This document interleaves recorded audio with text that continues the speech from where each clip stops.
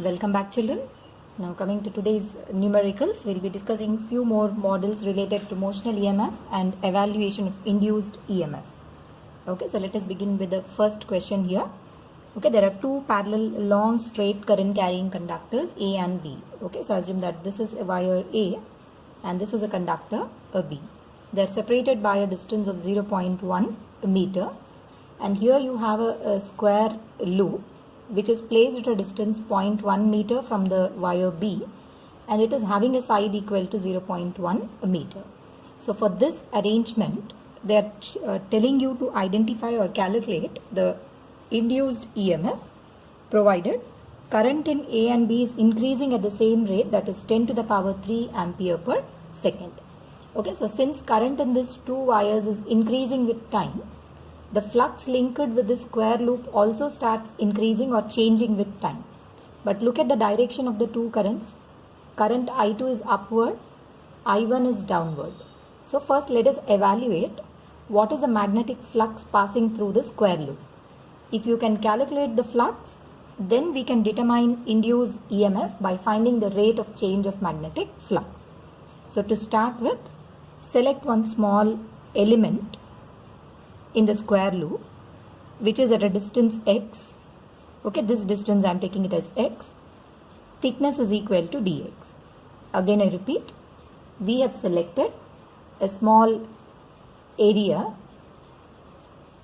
in the loop whose thickness is dx. Okay, thickness is given as dx, and it is at a distance x from one end of the square loop.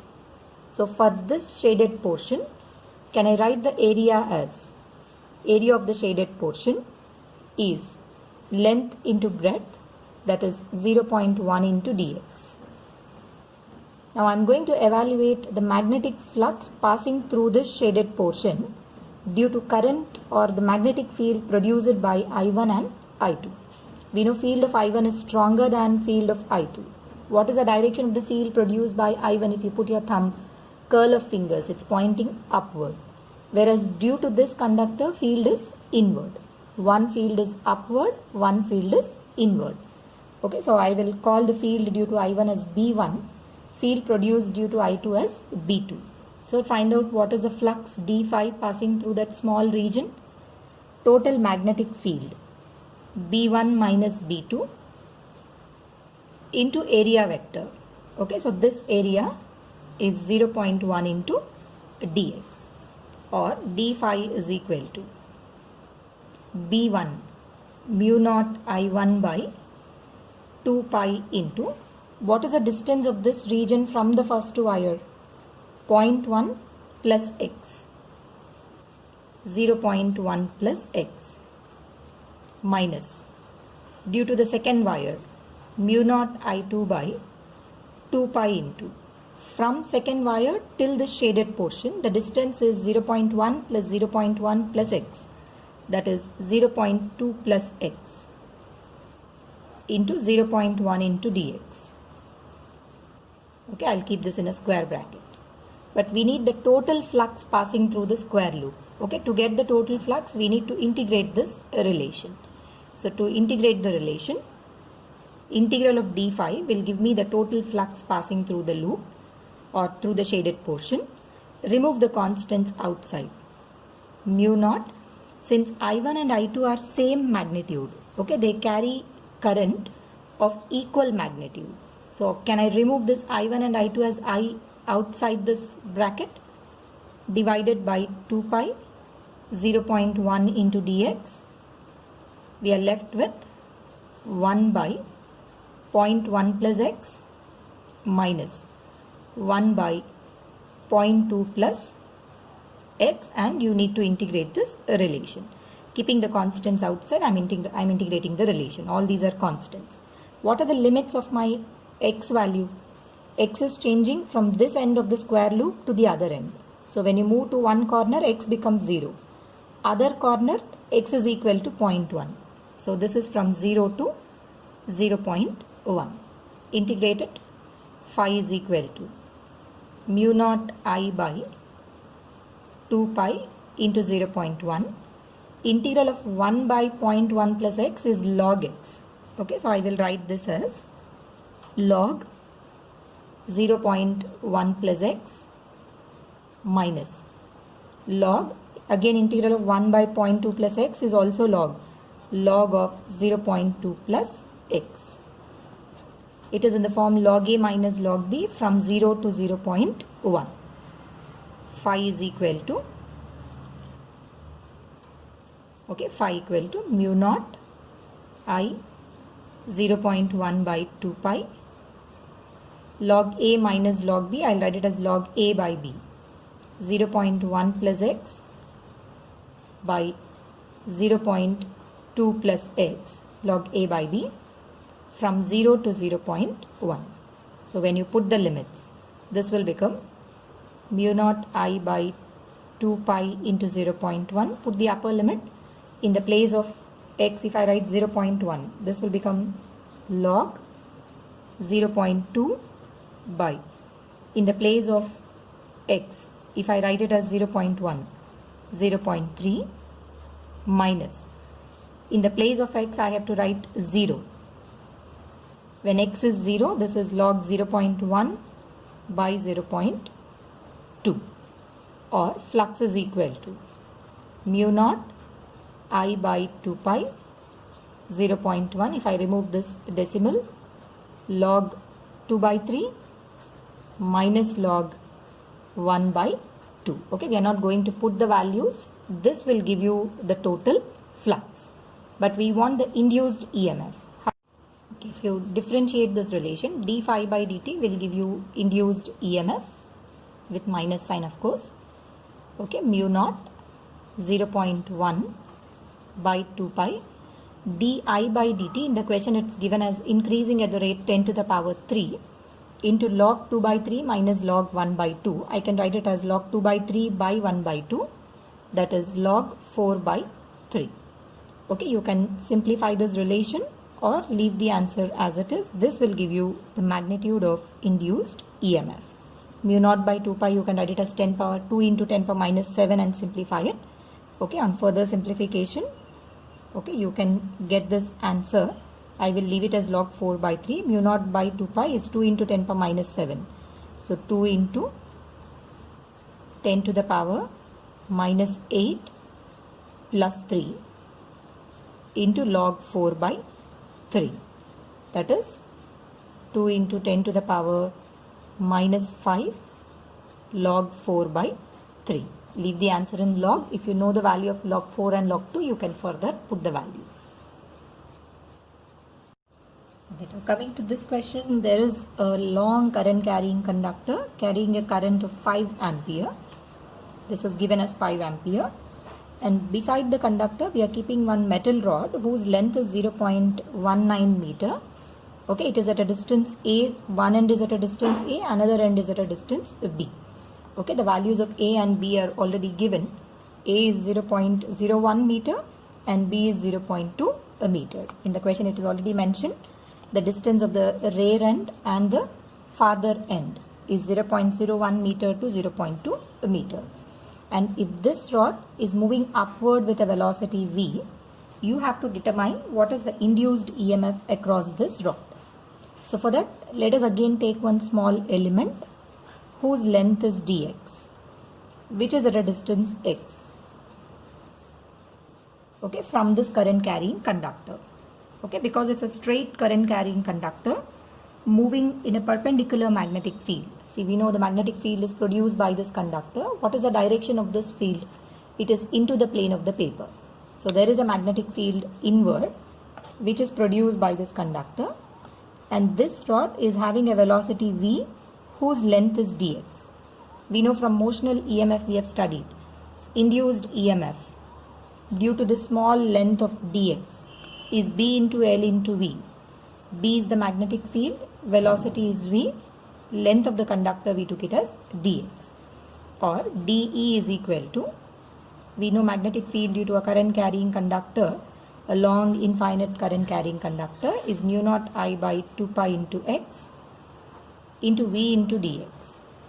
We want the total EMF from the limits A to B. So integrate the relation. Mu naught is constant, I is constant, 2 pi v is constant, integral of dx by x. What are the limits of x? It is starting from a, ending at b, from a to b. Integrated to get the total induced EMF, mu naught I by 2 pi v.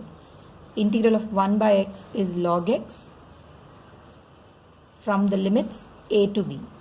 Upper limit minus lower limit, you will get the answer mu naught I v by 2 pi log b by a. Log b minus log a, I am leaving it as ln of b divided by a. So I have derived the values. Now you can put the values whatever is given. Mu naught by 2 pi, 2 into 10 power minus 7. Current is given as 5 ampere. It is moving with a velocity of 10 meter per second into log b by a. See, b is 0.2, a is 0.01. So 0.2 by 0.01 or induced EMF. 5 to 10 into 10, 100 into 10 power minus 7 is 10 power minus 5 log 0.2 by 0.01. I will leave it as log 20. Okay, if you want you can put the value of ln of 20 or else you can leave the answer in terms of ln. So induced EMF is 10 power minus 5 log 20.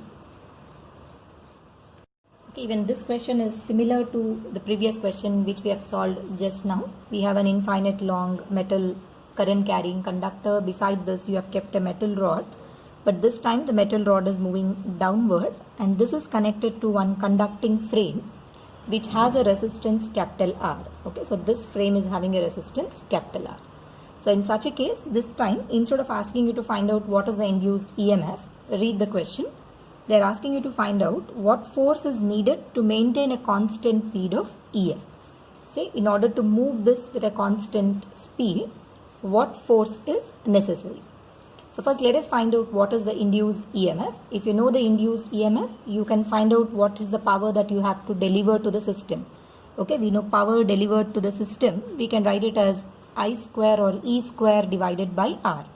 Again I repeat, first we will evaluate the induced EMF. If you can evaluate induced EMF, I can find out the power that you have to deliver to the system, which is E square divided by capital R. Can we write power as force into velocity? F into V is E square by R. So from here you can calculate the force required. What is the force required? Induced EMF square divided by R into V. So for that, first I will evaluate what is the induced EMF. To calculate the induced EMF, just now I told you, select a small element of length dx at a distance x. Magnetic field is directed into the plane of the paper. Conductor is moving down. dE, induced EMF in this small length dx, motional EMF, is B. Magnetic field is mu naught I by 2 pi x. V into L, dLV. Magnetic field I have written, length of the conductor is dx, velocity is V. To get the total EMF, we know we have to integrate this relation. Integral of dE, I am writing it as E. Just now we did mu naught I V by 2 pi, all of these are constants. Integral of dx by x from A to B. Okay, lower limit is A, upper limit is B. What will be the induced EMF? Mu naught IV by 2 pi log x from B to A. So I will directly write it as log B by A. Call this as equation 1. And once you get this induced EMF, what is the necessary force? Force required is square of this relation by R into V. V is the velocity. Square it. Mu naught square I square V square by 4 pi square log B by A whole square divided by resistance of this loop into velocity. 1V you can cancel. So the force required to move it with a constant speed is mu naught I square V by 4 pi square log B by A whole square.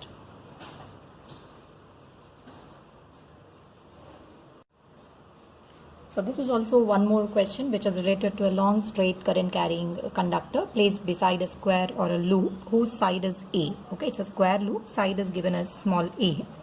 And then for this particular arrangement, if current through this conductor is varying according to the relation I is equal to I naught sine omega t, they're asking you to determine the flux through the square loop, then EMF induced in the square loop.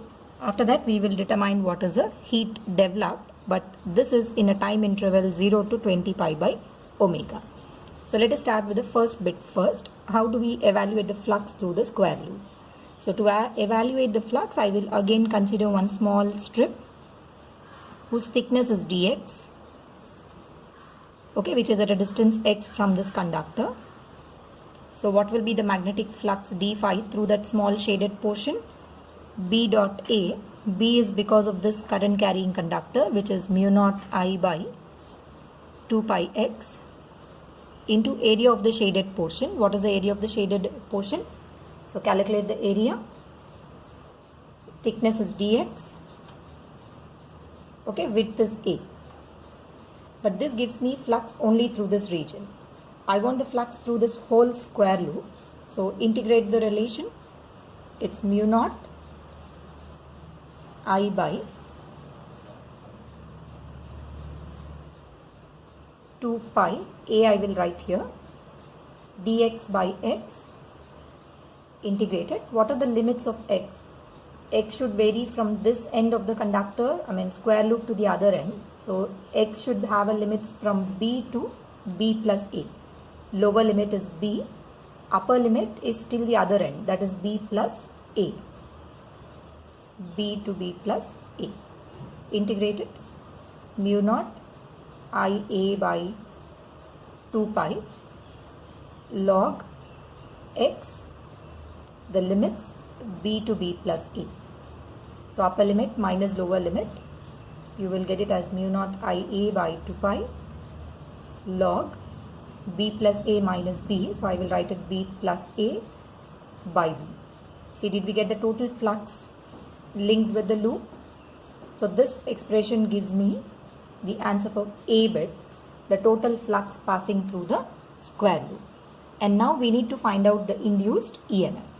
Okay, we know rate of change of magnetic flux will give you induced EMF. Now I'm going to differentiate this relation. And one more point is, you can replace I as I naught sine omega t, because here flux is changing. Okay, initially flux is IA log B plus A by B. In the place of A, you can also write I naught sine omega t. Now differentiate the relation to get the induced EMF. Okay, here I'll write the flux. Mu naught A by 2 pi log B plus A by B into I. I is nothing but I naught sine omega t. Okay, since you know the flux, now differentiate this relation. D phi by dt, I'll write it as induced EMF, is mu naught constant, A constant, 2 pi constant, log of B plus A by B is also not going to change. I naught is constant. Differential of sine omega t is cos omega t into omega. So what should be your induced EMF equal to, after differentiating it? Minus mu naught A omega I naught by 2 pi cos omega t log of B plus A divided by B. So once you differentiate this relation, we will be able to find out the induced EMF. So got the induced EMF. Second bit also we have got. Now look at the third bit. Heat developed in a time interval 0 to 20 pi by omega. Okay, let us see how to evaluate the heat produced. Okay, so to get the heat developed in 0 to 20 pi by omega seconds, okay, we know H is equal to I square R into T, where R is the resistance of this particular square loop. Okay, let us assume small r represents the resistance of the square loop. So H is equal to I square RT, or you can also write it as, if induced EMF is E square by R into T. See, we already have what is the induced EMF. I have taken the resistance of this loop as small r, and time interval is given. Okay, in what time they want you to calculate the heat produced, 20 pi by omega. Substitute the values, you will be able to calculate the third bit. Okay, the C bit. This is for B bit, A bit. Now H is equal to E square. Okay, square this relation, mu naught square, A square, omega square, I naught square, cos square omega t by 4 pi square log B plus A by B whole square by resistance into time interval is 20 pi by omega. Okay, into 20 pi divided by omega. Either you can simplify it or leave the answer. Okay, now coming to rolling motion, and then how do we find out the induced EMF? Okay, there is a conducting ring whose radius is small r, and this ring is placed on a metallic surface which is rolling with an angular velocity omega. Okay, it's given as angular velocity is equal to omega. And there is a magnetic field B which is directed into the plane of the paper.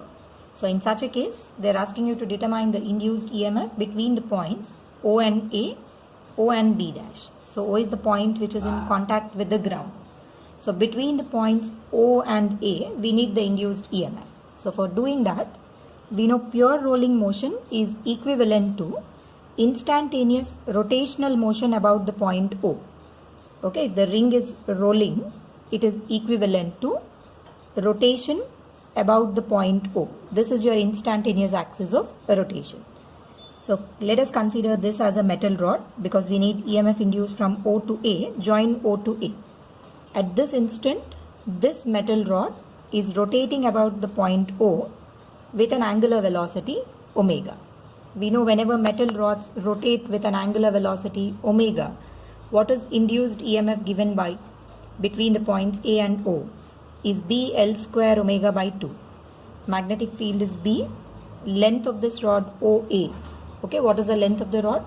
Twice the radius. B L square omega by 2. Answer 2B R square into omega. So which end is positive and which end is negative? Use the Lorentz force condition. Because it's rotating about the point O, instantaneous velocity is this side, field is inward, velocity of conductor is middle finger, thumb is pointing out upward, positive charge will move up. So A positive, O will be negative. Similarly, one more point is also asked. Okay, they want you to evaluate the induced EMF between the points O and B dash. So if you want to evaluate between O and B dash, join O to B dash. What will its length be? If I take this as small r and smaller, hypotenuse will be root 2r. So induced EMF between the points O and B will be B L square. Okay, length of OB dash. What will be the length of O into B dash? Okay, length of O to B is root 2r. Root 2r whole square omega by 2, BL square omega by 2. That is B R square into omega. So remember, pure rolling motion is equivalent to instantaneous rotational motion about the point of contact. Okay, now coming to this question, they are giving you two conducting rings instead of a single one, which are rolling on a horizontal metallic surface, and you need to find the potential difference between the points A and P. So it is same as the previous question. One is rotating in anti-clockwise direction, another in clockwise. So we need the potential difference between the points O and A. Since just now I told you, if it is rolling, it is equivalent to instantaneous rotation about this particular point. So it is similar to a metal rod rotating with an angular velocity omega. So what is the induced EMF between the points O and A? And which end is at high potential? Use the Lorentz force condition. Magnetic force, field is inward, velocity is towards left, thumb is pointing out downward. That means this will be positive and this is a negative. So VO minus VA is B into 2R whole square omega by 2, BL square omega by 2. That is 2BR square omega. Similarly, come to this point. if I call this as O, join O to P. This is rotating about the point O in this direction. Okay, I'll take it as O dash otherwise. So length of the rod is 4r. It is rotating about the point O dash. So which end is positive? Field is inward, velocity is middle finger, thumb is pointing out upward. Positive charge will move up. This is positive and negative. So Vp minus Vo dash equals to B into length of this is 4r whole square omega by 2. So 16 by 2, you will get it as 8 br square omega. Since both of them are lying on the same conducting surface, I want the potential difference between the points A and P. Okay, apply Kirchhoff law from this point to this point. Okay, I'm calculating the potential difference from A to P. A is negative, P is positive. So Vp minus Va. These two are at same potential. Subtract or add the two relations. This will get cancelled. Vp minus Va equal to 8 plus 2, 10 br square into omega. Or else you can give the batteries like this, negative and positive. This is positive and negative. Starting from P, if you move to the point A, or from A to the point P, negative to positive, EMF is positive. Negative to positive, EMF is positive. So this plus this will give you Vp minus Va. So what is the potential difference between the points A and B? It is 10 br square into omega.